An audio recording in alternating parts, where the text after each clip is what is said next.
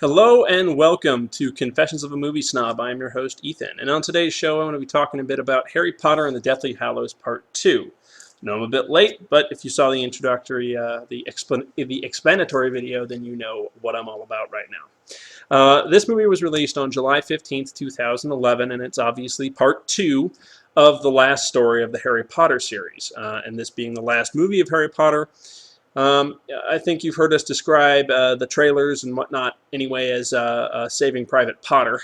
This one sort of movie definitely lives up to the hype. This movie is a bit of a juggernaut at the box office. As of today, on September 30th, this movie worldwide has made $1.3 billion. It is the highest-grossing movie of 2011. And quite possibly one of the best movies to come out this year. It is directed by David Yates, who's directed the last several Harry Potter movies, and of course stars Daniel Radcliffe, Emma Watson, Rupert Grint, and all the other people that you know and love. This movie chronicles, of course, the final half of the story of the Deathly Hallows, of Harry Potter and the Deathly Hallows. You know, the part where all the action happens. This movie is absolutely phenomenal. It is everything you want in a wrap up to the series. If you've been following these movies, at least just following these movies, not read the books, just following the movies for the last 10 years, you know that these are just fantastic. So they're a lot of fun. There are some that are better than others, and some that are not so hot. But this one is definitely, I think, one of the best.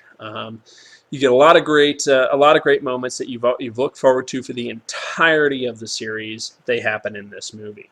There are a few changes to the movie from the book, and as I've said before, I understand that not everything translates perfectly from one medium to another, be it from book to comic book to movie, movie to novelization, whatever. Nothing translates perfectly. This movie is no different, but I think that all of the changes they made were for cinematic purposes. For example, the scene where Neville manages to kill the snake. Spoiler alert! Neville kills the snake. In the book, it's stab, it's dead. In this movie, it's a much more energetic scene, and it's definitely fist pumping. You're in there. You're having a good time. The other moment that I remember from the book is, I think you really mainly only hear about it. You don't read it too much. It doesn't really set out too much for me. Was the scene where Bellatrix Lestrange gets killed by Mrs. Weasley. In the movie, she has a little tag at the end of that saying, "Not my daughter, you bitch." And yeah, that's not in the book, but it sure as heck felt great in the movie. So this movie is a long one. It's over 2 hours long, 130 minutes, and is a definite great capstone to the Harry Potter series, and it is a lot of fun. I am very much looking forward now to buying these movies on Blu-ray, as I have not had a chance to buy them.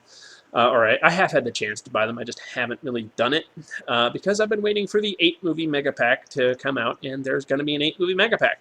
And yes, that's a cat. So, all in all, this is a good movie. There's not really much to say about it.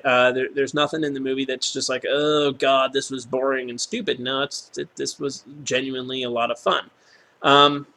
So really, I know, short review on this one, guys, but if you haven't seen this movie, you've obviously been living under a rock or something.